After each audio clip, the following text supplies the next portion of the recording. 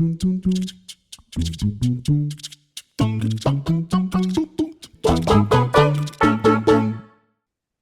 you, welcome back. It's Jyoti Kachalai.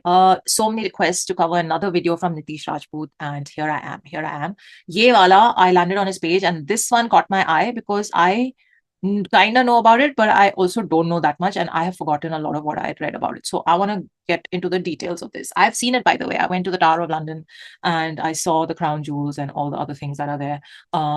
In fact, I did that in 2015. I didn't do that now when I lived in London, back in the day when I was visiting a friend. So तब मैंने देखा था कोहिनूर को, and yeah, let's find out what its history is.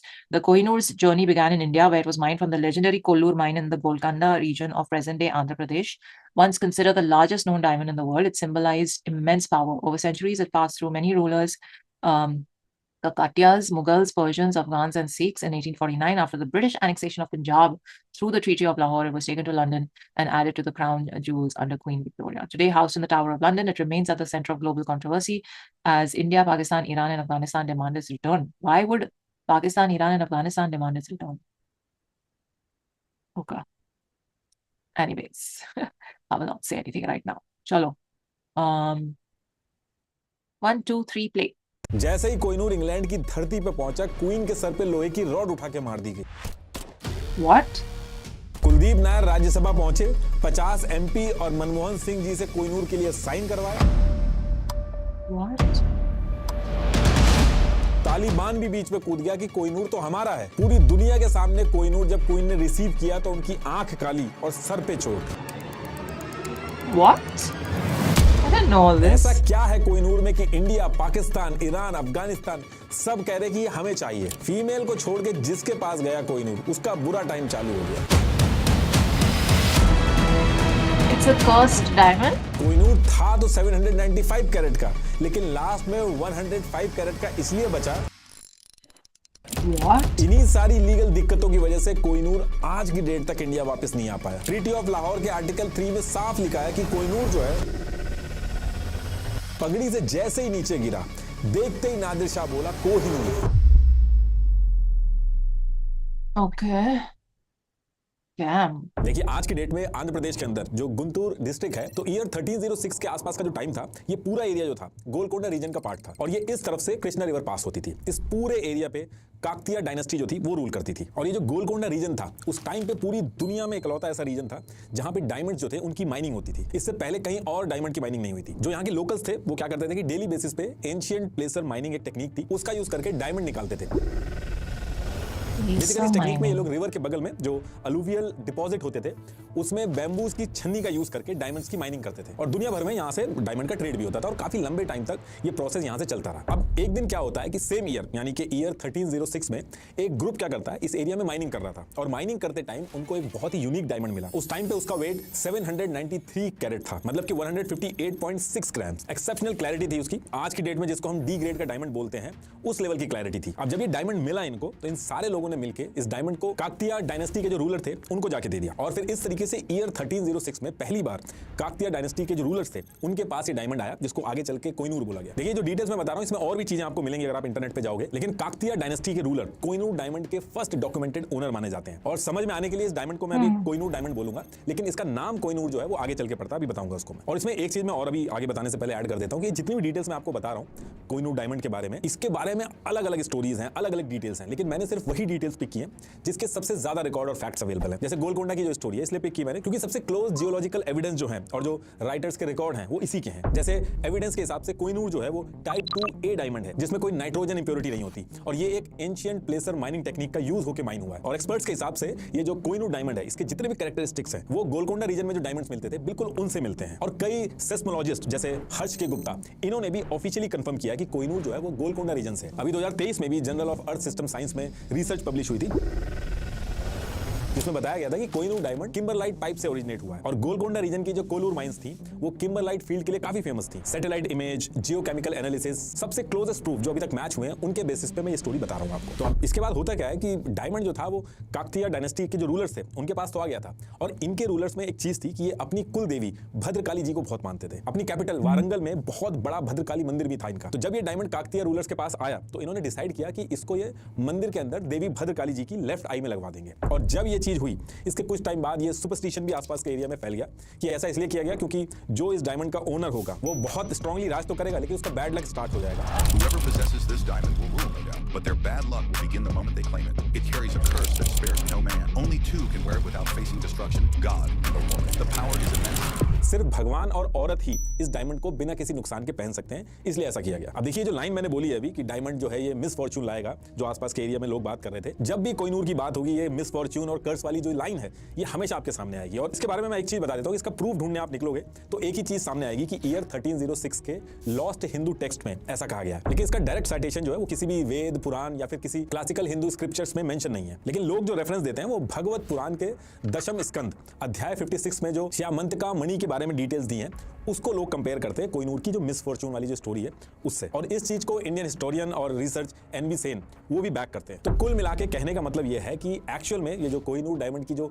कर्स और miss Fortune वाली जो story है कि जिसके पास ये जाएगा उसका बुरा टाइम स्टार्ट हो जाएगा, सिर्फ फीमेल ही पहन सकती हैं, ये सेकेंडरी और टर्शरी सोर्स की तरह सामने आई है। मतलब कि ओरिजिनल सोर्स नहीं मिला इसका, लेकिन ब्रिटिश, इंडियन और फ्रेंच राइटर्स और हिस्टोरियंस ने इतना बोला इसके बारे में कि उसी को बार बार लोग लिखने लगे जिसको प्रूफ की तरह समझा जाने लगा। तो अब देखिए काकतीय एम्पायर के पास जब कोहिनूर डायमंड आया तो इस टाइम पे काकतीय एम्पायर अपने पीक पे था। Wealth, power, diamond, sports, strong administration, दूर दूर तक कोई हराने वाला नहीं था। लेकिन कोहिनूर के आने के कुछ टाइम बाद दिल्ली सल्तनत से अलाउद्दीन खिलजी ने अपने जनरल मलिक कफूर को भेज के काकतीय एम्पायर पे अटैक करवा दिया, उनको हरा दिया और जो एम्पायर इतने टाइम से हारा नहीं था उसकी सारी वेल्थ और खजाना इंक्लूडिंग कोहिनूर सब कुछ उठा के वारंगल से अपने सल्तनत दिल्ली में पहुंचा दिया। और दिल्ली पहुंचने के बाद अलाउद्दीन खिलजी का एक ऑफिशियल था ख्वाजा हाजी, इसको ये टास्क दिया गया कि जितना भी खजाना आया है वारंगल से इसकी वैल्यूएशन वगैरह करी जाए। तो इसी टाइम पे कोहिनूर सामने आता है और खिलजी पूछता भी है इसी टाइम पे कि इसकी कीमत कितनी होगी। तो ख्वाजा हाजी जिसको ये टास्क दिया गया था वो कहता है कि ये बहुत ही यूनिक चीज है, दुनिया में ऐसी सिर्फ एक ही चीज है, इसकी कीमत कोई भी नहीं कैलकुलेट कर सकता। और यहां से खिलजी को कोहिनूर की इंपॉर्टेंस पता चलती है। अब ये डायमंड खिलजी के पास आ तो गया था, लेकिन इसके आने के कुछ टाइम बाद अलाउद्दीन खिलजी की डेथ हो जाती है, मलिक कफूर खिलजी के बच्चों को मार देता है, फिर खुद भी उसकी डेथ हो जाती है। बैक टू बैक इतनी दिक्कतें होती है कि खिलजी डायनेस्टी जो है वो कोलैप्स हो जाती है। और फिर इसके बाद कोहिनूर डायमंड जो था वो तुगलक डायनेस्टी में गया,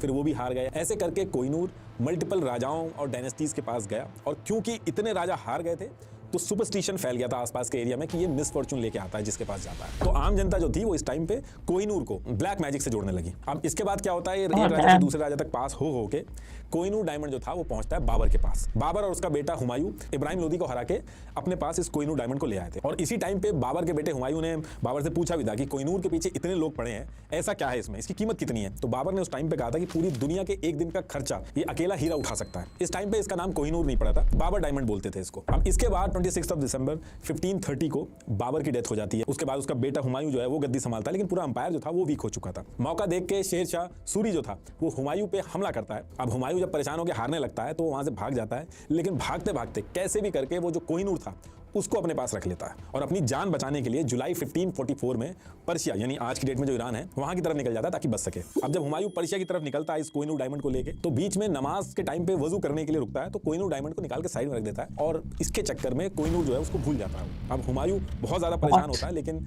उसके साथ में जौहर नाम का एक दरबारी था, लकीली उसको मिल जाता है और उसके बाद जैसे तैसे करके दोबारा जो कोहिनूर है वो हुमायूं के पास आ जाता है। अब इसके बाद ईयर 1544 के स्टार्टिंग में ही हुमायूं पर्शिया पहुंचता है। वहां पहुंच के बादशाह तहमास्प इनसे मदद मांगता है। तहमास्प जो है हुमायूं को सिक्योरिटी देके रख लेता है और फिर जब काफी सालों तक हुमायूं सेफ रहता है तो इसके बदले में और कुछ तो था नहीं उसके पास, वो अपना कोहिनूर डायमंड जो था वो तहमास्प को दे देता है। तो इस तरीके से कोहिनूर की ओनरशिप पहली बार इंडिया से बाहर पहुंच जाती है और पर्शिया पहुंच जाती है, यानी कि आज का जो ईरान है वहां पे पहुंच जाती है। लेकिन ये बहुत थोड़े टाइम के लिए जाती है। इसके बाद कई चीजें ऐसी होती है जिसकी वजह से दोबारा कोहिनूर इंडिया के अंदर आ जाता है। होता क्या है कि अब कोहिनूर का जो कंट्रोल था वो तहमास्प के पास था और तहमास्प जो था ये एक शिया मुस्लिम था। सुन्नी लेड ऑटोमन अंपायर बहुत तेजी से आगे बढ़ रहा था, तो तहमास्प जो था वो थोड़ा इनसिक्योर हुआ और उसने भी ट्राई किया कि जितने भी दुनिया के अंदर शिया मुस्लिम है वो भी इकट्ठा हों। तो उस टाइम पे इंडिया के अंदर अहमदनगर सल्तनत के किंग बुरहान निजाम शाह ये बहुत ही पावरफुल शिया मुस्लिम थे उस एरिया के अंदर। तो तहमास्प ने ने इनको अपने साथ जोड़ने के लिए, ताकि शिया जितने भी हैं वो सब एक साथ हों, ईयर 1547 में अपने एम्बेसडर मेहतर जमाल को कोहिनूर लेके भेजते हैं और अपने साथ जोड़ने के लिए किंग बुरहान निजाम शाह को कोहिनूर गिफ्ट कर देते हैं। और इस तरीके से कोहिनूर वापस इंडिया के अंदर आ जाता है। अब इंडिया के अंदर आने के बाद कोहिनूर एक राजा से दूसरा राजा के पास ट्रांसफर होने लगता है। जो भी ताकतवर होता था वो किसी ना किसी तरीके से कोहिनूर को अपने कब्जे में ले लेता था। और फिर ऐसे कर करके 7 जुलाई 1656 के आसपास कोहिनूर पहुंचता है शाहजहां के पास। शाहजहां के पास जब कोहिनूर आया था वो बहुत ज्यादा ऑब्सेस्ड हो गया था कोहिनूर से। शाहजहां ने उसको अलग से एक रॉयल ज्वेल बॉक्स में रखवा दिया था और शाहजहां के कोर्ट में एक फेमस डायमंड कटर था, हार्टेंसियो बोर्जियो। और इसको शाहजहां टास्क देते हैं, ये जो नायाब कोहिनूर है हमारे पास, इसको आप कैसे भी करके खूबसूरत बना दो, इसके लिए जितना भी पैसा लगेगा हम देंगे। शाहजहां से डायमंड की कटिंग के डिस्कशन के बाद हार्टेंसियो कोहिनूर की कटिंग और पॉलिशिंग में लग जाता है, ताकि लाइट का रिफ्लेक्शन इसमें और ज्यादा बढ़ जाए, ये देखने में और ज्यादा ब्यूटीफुल लगे। लेकिन ये करने के चक्कर में हार्टेंसियो ने जो 793 कैरेट का जो कोहिनूर था उसको 280 कैरेट का कर दिया। और ये चीज जब शाहजहां देखता है तो बहुत ज्यादा गुस्सा होता है। उसने पैसा देना तो दूर की बात, उल्टा हार्टेंसियो जो था उसके ऊपर 10,000 रुपए का फाइन लगा दिया। और जब ये छोटा हो गया तो शाहजहां उस टाइम पे एक दुनिया का सबसे महंगा पीकॉक थ्रोन तख्त-ए-तौश बनवा रहा था। So what did happen to process में all था, the ये बहुत ही stuff unique that peacock was throne था। इसके अंदर शाहजहां ने सफायर, रूबीज, एमरल्ड, पर्ल, कई केजी गोल्ड, 500 पाउंड से भी ज्यादा के यूनिक स्टोन्स लगाए। ताजमहल से भी ज्यादा कॉस्टली पीकॉक थ्रोन था। तो पीकॉक थ्रोन ऑलरेडी इतना महंगा था, ताजमहल से भी महंगा था, उसके बाद इसके ऊपर जब कोहिनूर भी लगा दिया गया तो पीकॉक थ्रोन और भी ज्यादा यूनिक हो गया। और इस पीकॉक थ्रोन के दूर दूर तक चर्चे होते थे। और जब पीकॉक थ्रोन रेडी हुआ तो शाहजहां कोहिनूर लगा के इस पर आराम से अपना बैठना चालू किया। और इसके कुछ ही टाइम बाद यानी कि ईयर 1658 में शाहजहां के बेटे औरंगजेब ने शाहजहां को हटा के आगरा फोर्ट की जेल में डाल दिया और खुद राजा बन गया। लेकिन राजा बनने के बाद औरंगजेब ने एक चीज की, उसने दिल्ली के अंदर जो फॉर्मल कोरोनेशन होता है वो नहीं करवाया और पीकॉक थ्रोन जो था जिसपे कोहिनूर लगा हुआ था उस पे भी बैठने से मना कर दिया। कुछ लोग आज की डेट में भी ये चीज कहते हैं कि इसी वजह से औरंगजेब ने लंबे टाइम तक रूल किया, जल्दी उसकी डेथ नहीं हुई। और फिर औरंगजेब के बाद और भी राजा आए, उन्होंने भी पीकॉक थ्रोन का यूज किया। लेकिन मोहम्मद शाह रंगीला के आते आते मुगल एम्पायर बहुत ज्यादा वीक हो गया था, आपस में लड़ाई चल रही थी इनके। अब इसी टाइम पे पर्शिया के अंदर बैठा जो नादिर शाह था उसको यहाँ पे एक अपॉर्चुनिटी दिखती है कि मुगल्स वीक हो गए हैं और इनके पास बहुत सारा खजाना है, कोहिनूर है। और मौका देख के नादिर शाह ईयर 1738 में मोहम्मद शाह रंगीला के ऊपर अटैक कर देता है। In the year 17 of their empire's weakness, Nadir Shah defeated him in a decisive battle. This invasion not only exposed the declining power of the Mughals, but also marked a major turning point in Indian history. और नादिर शाह को India के ऊपर rule नहीं करना था, वो खाली खजाना लूटने आया था। तो लड़ाई हारने के बाद मोहम्मद शाह रंगीला से सारा का सारा खजाना जो था वो नादिर शाह ने ले लिया। पीकॉक थ्रोन जो था उसको तोड़ दिया गया और उसमें जितने भी हीरे वगैरह लगे थे वो सब निकाल लिए गए। मोहम्मद शाह रंगीला ने सब कुछ दे दिया, सारा खजाना दे दिया, लेकिन एक चीज जो थी कोहिनूर, उसको अपनी पगड़ी के अंदर छुपा लिया ताकि मिल ना पाए नादिर शाह को। अब नादिर शाह ने कोहिनूर के बारे में ऑलरेडी बहुत ज्यादा सुन रखा था, उसने पता लगाने की कोशिश की। तो रंगीला के कोर्ट के अंदर एक कोर्टिसियन थी नूर बाई, उसने नादिर शाह को चुपके से बता दिया कि रंगीला जो है उसने कोहिनूर अपनी पगड़ी में छुपा रखा। अब एक बहुत ही ओल्ड ट्रेडिशन है जिसमें राजा जो है वो अपनी पगड़ी एक्सचेंज करते हैं। तो नादिर शाह ने जान पूछ के रंगीला से कहा कि हमें पगड़ी एक्सचेंज करनी है। तो मोहम्मद शाह रंगीला शुरू में तो बहुत ज्यादा आनाकानी करता है, लेकिन मजबूरी में उसको पगड़ी जो है एक्सचेंज करनी पड़ती है। और जैसे ही वो पगड़ी एक्सचेंज कर रहा होता है कोहिनूर उसकी पगड़ी में से निकल के नीचे गिरता है। और जैसे ही नीचे गिरता है नादिर शाह के मुंह से देखते ही निकलता है कोहिनूर, जिसका मतलब माउंटेन ऑफ लाइट। और यहीं से कोहिनूर का जो नाम है, जो लोग कोहिनूर कहते हैं, वो पड़ा।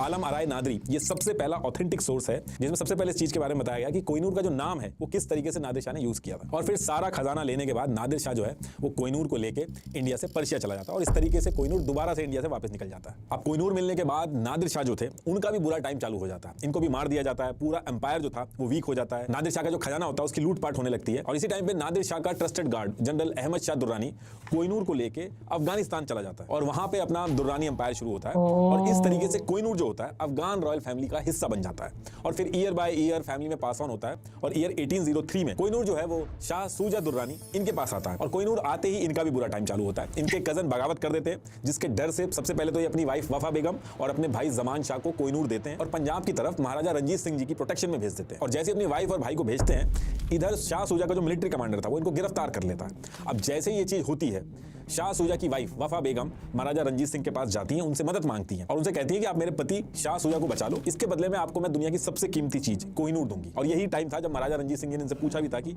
ऐसा क्या है कोहिनूर में कि ये कितना कीमती है। तो वफा बेगम उस टाइम पे कहती है कि अगर 5 ताकतवर पहलवान चारों डायरेक्शन और आसमान की तरफ पत्थर फेंके तो जितनी डिस्टेंस कवर होगी उतनी डिस्टेंस में अगर गोल्ड भर दिया जाए उसके बाद भी कोहिनूर की जो वैल्यू है उससे ज्यादा होगी। और फिर इसके बाद डील फिक्स हो जाती है कि जो सबसे कीमती कोहिनूर है वो महाराजा रंजीत सिंह जी को मिलेगा और उसके बदले में वो शाह सूजा जो है उनको छुड़वा के वापस लाएंगे। और कोहिनूर के बदले एक चीज और फिक्स की गई थी कि महाराजा रंजीत सिंह जो है वो 3 लाख रुपए और 50 घोड़े इसके बदले में देंगे। अब डील डन होते ही महाराजा रंजीत सिंह अपनी फोर्सेस का यूज करके शाह सुजा को बहुत जल्दी बचा के वापस ले आते हैं। अब एज पर डील शाह सुजा के वापस आने के बाद उनको और उनकी वाइफ को कोहिनूर वापस देना था, लेकिन ये दोनों आनाकानी करने लगते हैं। लेकिन मल्टीपल डिस्कशन के बाद जब महाराजा रंजीत सिंह जी इन पे प्रेशर बनाते हैं, हाउस अरेस्ट कराते हैं, तब जाके शाह सुजा अक्टूबर 1813 के आसपास ऑफिशियली कोहिनूर डायमंड महाराजा रंजीत सिंह जी को दे देता है। और महाराजा रंजीत सिंह जी जो थे वो कोहिनूर के पोजीशन के बाद बहुत ज्यादा खुश थे, तो डेली जब वो बाहर जाते थे तो इसको वो अपनी आर्म पे बांध के निकलते थे। लेकिन इसके बाद इन्होंने इसको रॉयल खजाने में रखवा दिया था और फिर स्पेशल ओकेजन पे ही पहनते थे। और ये जो कोहिनूर डायमंड था इसके बगल में 2 और डायमंड लगवा दिए थे, ये उसकी इमेज है। अब इसके बाद ईयर 1830 आते आते ब्रिटिशर्स का जो इन्फ्लुएंस था बहुत स्ट्रांग हो जाता है इंडिया में, और जो सिख अंपायर के खजाने और कोहिनूर की बात थी वो दूर दूर तक होती थी। और इस खजाने पे ब्रिटिशर्स की भी नजर थी। कोहिनूर के बारे में इतना सुना था ब्रिटिशर्स ने, 1830 में ब्रिटिश ऑफिसर WG ऑसबर्न खुद सिख अंपायर के कोर्ट में जाके कोहिनूर को एक बार देखने की रिक्वेस्ट करते हैं महाराजा रंजीत सिंह जी से कि इतना नाम सुना इसका, एक बार इसको दिखा दो। और इसको दिखाया भी जाता है। इस इंसिडेंट के बारे में इन्होंने अपनी book court and camp of Ranjit Singh इसमें भी लिखा है। और ये वो टाइम था जब ब्रिटिशर्स सिख अंपायर पे और उनके खजाने पे कैसे भी करके कंट्रोल पाना चाहते थे, लेकिन उस टाइम पे सिख अंपायर बहुत ज्यादा स्ट्रांग था। अब इसी बीच क्या होता है कि ईयर 1838 स्टार्ट होता है और महाराजा रंजीत सिंह जी थे उनकी तबीयत खराब होने लगती है। और ये वो टाइम था जब महाराजा रंजीत सिंह जी बहुत ज्यादा डोनेशन करने लगे थे। कोहिनूर जो था उसको भी जगन्नाथ टेंपल में डोनेट करने के लिए बोला था इन्होंने। ये सारी चीजें Sikh court of official record Umdat ul Tawarikh इसमें मेंशन। तो डोनेशन वगैरह तो चल रही थी, लेकिन कोहिनूर के डोनेशन की जब बात आती है तो राजा रंजीत सिंह जी के खजांची बेलीराम जो थे वो परेशान हो जाते हैं और इस चीज के लिए मना कर देते हैं कि ये इतना कीमती डायमंड है, सिख अंपायर की प्रॉपर्टी है, पर्सनल प्रॉपर्टी नहीं है, इसलिए इसको डोनेट नहीं करना चाहिए। लेकिन फिर इन्हीं सारी चीजों के बीच में 27 जून 1839 को महाराजा रंजीत सिंह जी की डेथ हो जाती है। फिर इसके बाद इनके बेटे खरक सिंह गद्दी संभालते हैं, लेकिन कोहिनूर को डोनेट नहीं किया जाता है। लेकिन जैसे ही राजा बनने के बाद कोहिनूर का पोजीशन इनके पास आता है, कोई इनको स्लो पॉइजन दे देता है। 5 नवंबर 1840 को इनकी भी डेथ हो जाती है। फिर राजा नौनिहाल सिंह ये गद्दी संभालते हैं, इनके पास भी कोहिनूर आता है। सेम टाइम पे इनके ऊपर भी हजारीबाग का गेट जो था वो गिर जाता है, इनकी भी डेथ हो जाती है। फिर शेर सिंह के पास कोहिनूर आता है, उनकी भी 15 सितंबर 1843 को उनको मार दिया जाता है। तो हर घर में इस बारे में बात होने लगी थी कि जो कोहिनूर है श्रापित है। महाराजा रंजीत सिंह जी ने एकदम सही कहा था कि इसको मंदिर में डोनेट कर देना चाहिए। और ये जो सारी कोहिनूर की स्टोरी थी ये डेली न्यूज़पेपर में छपती थी और इंग्लैंड में भी सारे के सारे लोग पढ़ते थे। कोहिनूर इंग्लैंड में भी बहुत फेमस हो चुका था। क्वीन जो थी उनका भी बहुत इंटरेस्ट बन गया था कोहिनूर में। तो महाराजा रंजीत सिंह जी की डेथ के बाद जो सिख अंपायर था उसमें एक के बाद एक डेथ होने लगी, लीडरशिप क्राइसिस आ गया और सिख अंपायर बहुत ज्यादा वीक पड़ गया। सिर्फ उनके 5 साल के बेटे दलीप सिंह जो थे उनके अलावा कोई बचा ही नहीं था। और फिर मजबूरी में ईयर 1843 में 5 साल के दलीप सिंह को राजा बनाया जाता है और इनकी मदर जो थी जिंद कौर ये सारी चीजें संभालती थी। और ब्रिटिशर्स को ये टाइम सबसे सही लगता है सिख अंपायर पे अपना कंट्रोल करने का। और फिर 11 दिसंबर 1845 को ब्रिटिशर्स सिख अंपायर पे अटैक करके सिख अंपायर पे कंट्रोल ले लेते हैं और महाराजा दलीप सिंह की जो मदर थी उनको फोर्ट के अंदर हाउस अरेस्ट कर देते हैं और सारी पॉलिटिकल पावर जो थी वो अपने हाथ में ले लेते हैं। और इसके बाद ब्रिटिशर्स क्या करते हैं, 7 साल के महाराजा दलीप सिंह से ट्रीटी ऑफ लाहौर साइन करवाते हैं। 2 बार साइन होती है, मैं एक साथ में बता देता हूं। इस ट्रीटी में बहुत सारी चीजें थी, लेकिन इस ट्रीटी के थ्रू ऑफिशियली जो कोहिनूर था वो ब्रिटिशर्स ने अपने कंट्रोल में ले लिया। इस ट्रीटी के आर्टिकल 3 में कोहिनूर के बारे में ये चीजें लिखी थी, आप एक बार पॉज करके देख लीजिएगा। और ट्रीटी ऑफ लाहौर की वजह से अब जो कोहिनूर था वो अब ऑफिशियली ब्रिटिशर्स ने अपने कंट्रोल में ले लिया था। और क्योंकि कोहिनूर की जो ओनरशिप थी इसके कंट्रोल को लेकर बहुत बड़ी बड़ी लड़ाइयां हुई हैं, तो ऑन पेपर तो इन्होंने इसको अपने पास लिया ही लिया। साथ साथ 7 दिसंबर 1849 को एक सेरेमनी भी करवाई जिसमें सबके सामने कोहिनूर ब्रिटिशर्स को हैंड ओवर किया गया। और फिर इसके बाद ये कोहिनूर क्वीन के लिए रिजर्व करके गिफ्ट करने का प्लान किया गया और ये चीज अनाउंस की गई कि कोहिनूर की अब राइटफुल ओनर जो है वो क्वीन ही होंगी। अब इसके बाद अगला टास्क था कोहिनूर को इंग्लैंड पहुंचाना था क्वीन के पास। लेकिन उससे पहले ये डिसाइड हुआ था कि क्वीन को इंप्रेस करने के लिए जब उनको गिफ्ट किया जाएगा कोहिनूर, तो इसकी जो पीछे इतनी इंटरेस्टिंग स्टोरी है वो भी उनको बताई जाएगी, तो वो बहुत इंप्रेस होंगी। और इस टास्क के लिए गवर्नर जनरल डलहौजी जो थे वो असिस्टेंट मजिस्ट्रेट थियो मेटकाल्फे इनको बुला के इनको टास्क देते हैं कि जल्दी से जल्दी कोहिनूर की हिस्ट्री के बारे में पता करके, फैक्चुअल हिस्ट्री के बारे में पता करके एक रिपोर्ट सबमिट करो और कुछ भी इसमें गलत नहीं होना चाहिए। और बहुत ही कम टाइम में मेटकाल्फे जो थे वो कोहिनूर के बारे में कि कहां से इसकी माइनिंग हुई, लोकेशन क्या थी, नादिर शाह के पास कैसे आया और जो इसके बारे में इसके बैड लक और मिसफॉर्च्यून की जो स्टोरी चल रही थी, ये सारी चीजों के बारे में डिटेल इकट्ठा करके एक रिपोर्ट सबमिट कर दी। लेकिन ये जो मिसफॉर्च्यून और बैड लक वाली स्टोरी थी ये सारी चीजें इंग्लैंड के न्यूज़पेपर में भी छप रही थी। तो इंग्लैंड के लोग भी बहुत ज्यादा एक्साइटेड थे कि थोड़े टाइम में जो कोहिनूर है वो हमारे देश में आने वाला। अब इसके बाद अगला टास्क था कोहिनूर को इंडिया से इंग्लैंड ले जाने का।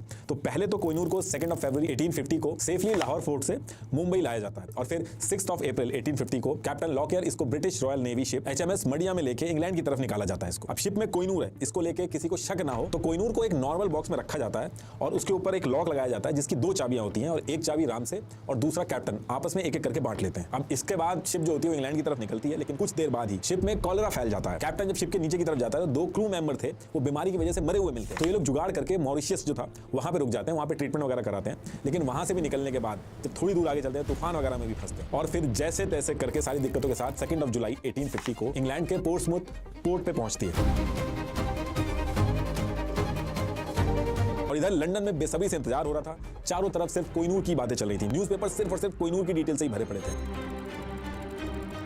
तो बहुत ज्यादा एक्साइटेड है। अब होता क्या है कि एक तरफ कोहिनूर जो था वो इंग्लैंड में बस पहुंचा ही था, दूसरी तरफ इंग्लैंड के पीएम रॉबर्ट पील जो थे वो कॉन्स्टिट्यूशन हिल की तरफ घोड़े पे बैठ के जा रहे थे। अचानक से घोड़ा उनको गिरा के कुचल देता है और एग्जैक्टली सेम डे जिस दिन कोहिनूर इंग्लैंड पहुंचता है उनकी डेथ हो जाती है। अब एक तरफ पीएम की डेथ हो चुकी है, दूसरी तरफ क्वीन विक्टोरिया जो थी वो कैम्ब्रिज हाउस से निकल के, उनके एक अंकल थे प्रिंस अडोल्फ जिनकी डेथ हुई थी, उनके यहाँ पे जा रही थी। तो ऑल ऑफ अ सडन उनके साथ क्या होता है कि रॉबर्ट फ्रांसिस नाम का एक आदमी आयरन की रॉड निकालता है और क्वीन विक्टोरिया पे हमला कर देता है। ये सारी खबर एक साथ न्यूज में छप रही थी, एक तरफ कोहिनूर, दूसरी तरफ ये जो जितने इंसिडेंट हो रहे थे ये छप रही थी। तो लोग कोहिनूर को ब्लैक मैजिक से जोड़ने लगे कि इसको लाना कहीं गलती तो नहीं होगी।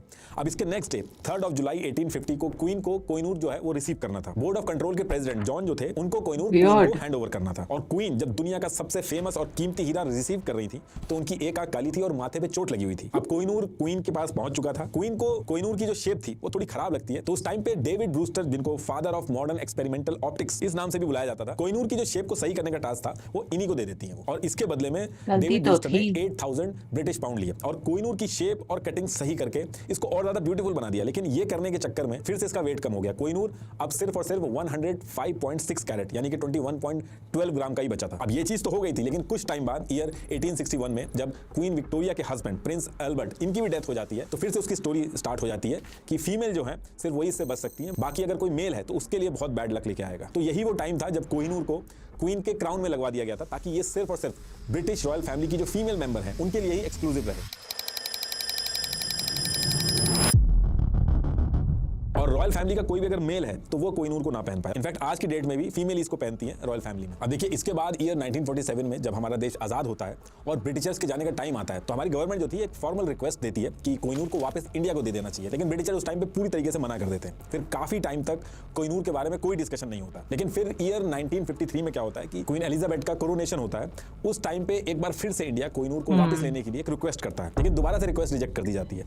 अभी तक कोहिनूर को वापस लेने के लिए जितनी भी रिक्वेस्ट की गई थी फॉर्मल डिस्कशन और लेटर्स के थ्रू इंडिया कर रहा था, कोई कोर्ट केस नहीं किया था। अब जब ये सारी चीजें हो रही थी तो ईयर 1976 में पाकिस्तान भी इंडिया को देख के इसमें कूद जाता है। पाकिस्तान कहता है कि कोहिनूर लाहौर की हेरिटेज है, लाहौर उस टाइम पे सिख एम्पायर की कैपिटल था और ट्रीटी ऑफ लाहौर के थ्रू आप लोग कोहिनूर लेके गए हो तो इसको हमें वापस कर दो। अब ये देख के तालिबान जो था वो भी कूद जाता है इसमें, वो कहता है कि दुर्रानी एम्पायर का भी पार्ट रहा है कोहिनूर, तो हमें इसको वापस मिलना चाहिए, हमारा इसमें अधिकार है। ऐसे करके ईरान भी इसमें कहता है कि हमें मिलना चाहिए। अब ब्रिटिशर्स ये सारी चीजें देख के जितनी भी कंट्री थी सबको मना कर देता है, सबकी रिक्वेस्ट रिजेक्ट कर देता है। वो सिंपल एक चीज कहता है कि कोहिनूर लीगली ब्रिटेन को मिला है, इसलिए आपका इस पे कोई भी हक नहीं बनता। अब इसके बाद काफी टाइम तक कोहिनूर को लेके इंडिया के अंदर कोई डिस्कशन नहीं होता और फिर ईयर आता है 1997।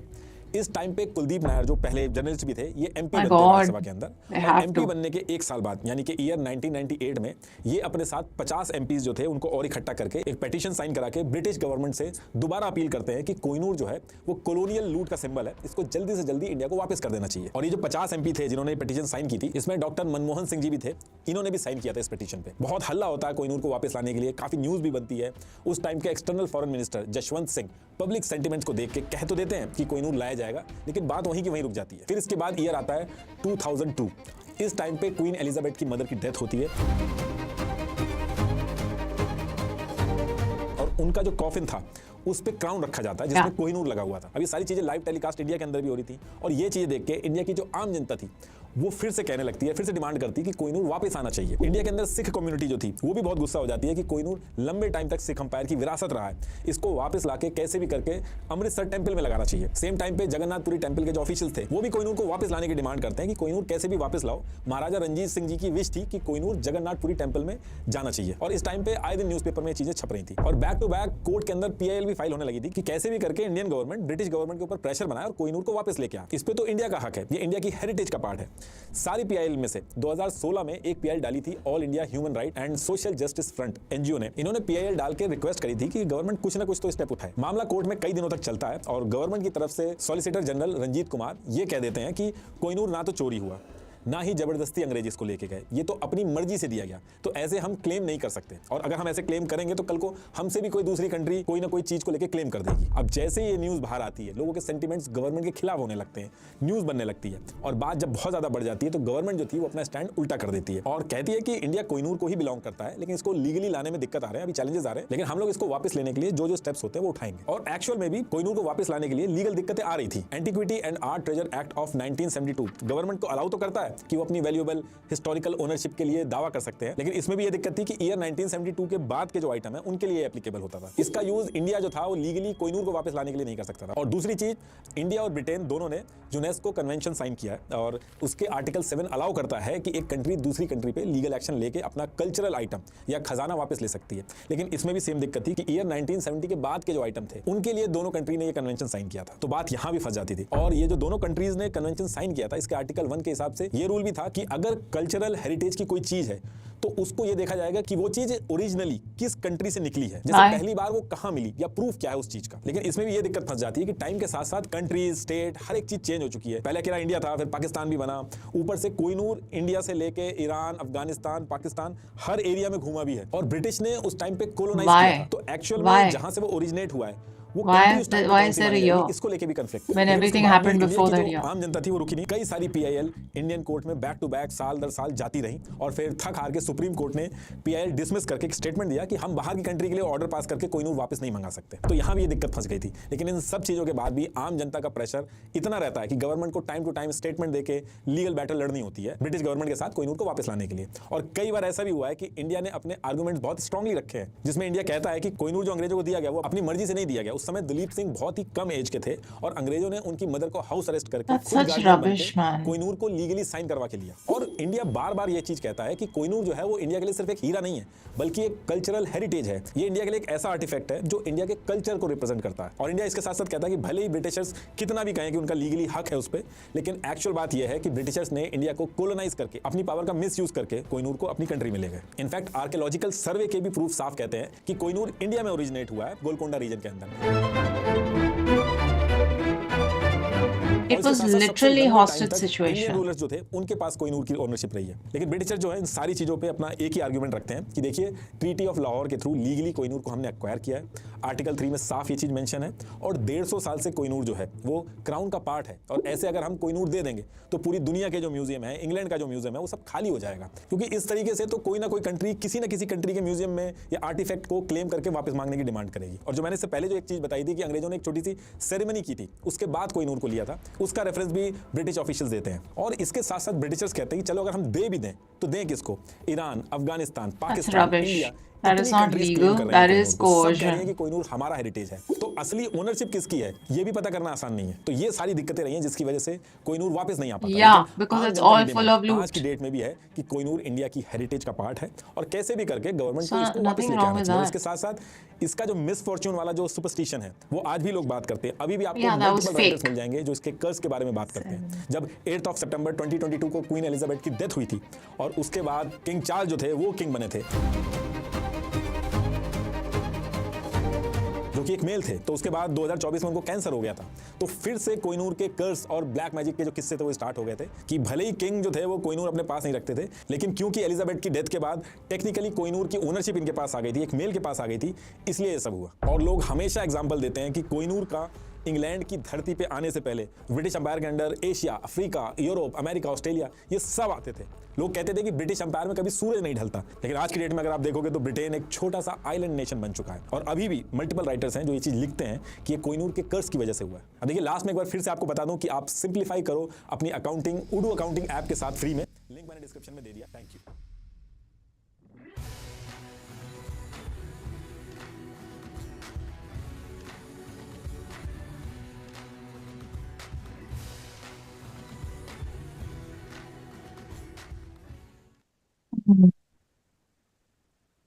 फर्स्ट तो First को तो मानना पड़ेगा with all this story, but it is obviously opportunistic when other countries are jumping in on this game. It's so sad. It's so sad how this whole thing operates. The diamond was found in India. It's an Indian diamond. End of story. And this whole, oh, we took it legally. No, coercion and kidnapping and holding someone's mother hostage, that to a 5, 6, 7-year-old child, and then making him sign some document where he probably doesn't even understand what half of it means and what he's signing away, is not called legally taking over something. It's a symbol of colonial loot and it should be returned. And yes, if all the British museums return all artifacts that they stole from every part of the world, their museums would literally be empty. And that's on them. It's not on us. So yeah, I did go to the Victoria and Albert Museum. Everything, like 90% of the things there are loot from the colonies. And it's sad how they're still holding on to these things instead of just being, you know, like they keep trying to lecture the rest of the world and human rights and doing the right thing and yada whatever nonsense. अपनी country को तो खुद खा गए अभी पूरे rape gang scandal में, where there are so much British don't care about their colonies, never have, never will. And now they don't even care about their own people.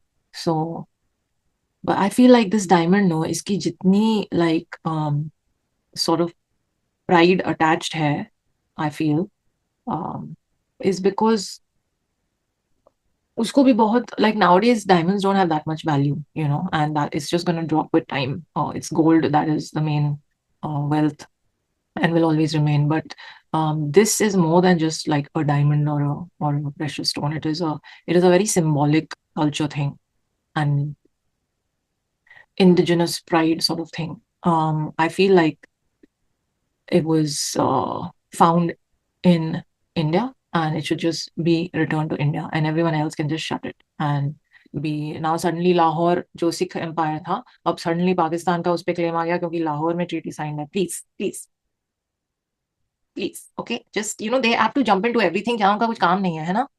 Afghanistan और पर्शिया का फिर भी समझ में आता है that some of the kingdoms there had it for a while, like 5% of the time that it's existed it was there in those countries or 10%. So फिर भी ठीक है लॉजिक if you apply आता है, लेकिन Pakistan really really if you all are like अपने लोगों को तो खुद मारते रहते हैं अभी. um, anyway I will not go there. So anyway, that was fun to watch. Now I feel like I kind of know the whole this thing. Um, I think आएगा वापस आएगा. What do you think? I think Modi है तो मुमकिन है.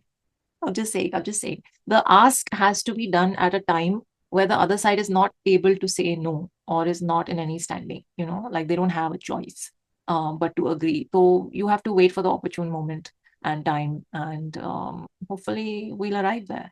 बाकी की चीजें जो हमें वापस लेनी है वो भी हम लेंगे, I guess. But all in good time. That's my belief. What is your belief? Let me know. And I did see it. I saw it in the Tower of London. And it's like, I didn't feel, I was like, oh, that's the Kohinoor. Okay. I was imagining some like big, but clearly वो 700 कुछ था और उसको 100 and something कर दिया, फिर उसको और कम कर दिया. I mean, what is wrong with people? Isn't the weight more important than the shine? Or what is it? I think it's everything, right? The cut, clarity, color, ऐसा कुछ C's हैं, 3-4 C's. My friend was a diamond, this thing, head of IGI. So I remember vaguely. But anyway, I've seen it. It's okay to look at, whatever, but it does not belong in that ground for sure. For sure. Let me know your thoughts on this and tell me what other video I should get to of Nitish or anyone else. Comment below, DM me, join my live streams. They happen every weekend, except the weekend where I'm too tired, like the last one. But every weekend I'm live streaming. So do hit the subscribe button and the notification bell to be in on all of that. And do that if you haven't, because I really want to hit 200K this year. So please help me in my goal and I'll see you in the next one. Take care of yourselves. Live long and prosper. And diamonds are not a girl's best friend. I think dogs are. Just saying.